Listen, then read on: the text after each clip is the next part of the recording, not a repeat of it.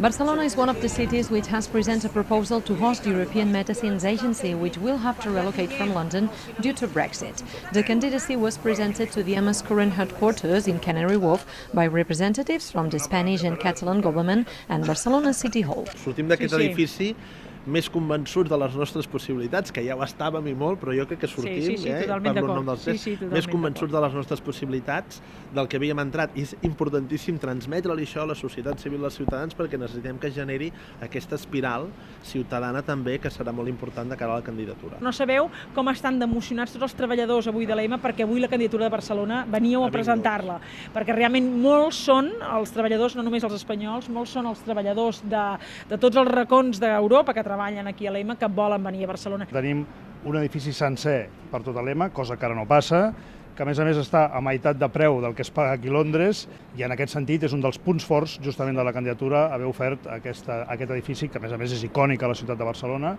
Only 900 people currently work in the European Medicines Agency, and if Barcelona is finally the chosen place for relocation, employees and their families will be addressed with a special office, both in London and in Barcelona, to advise them in relation to education, accommodation and careers.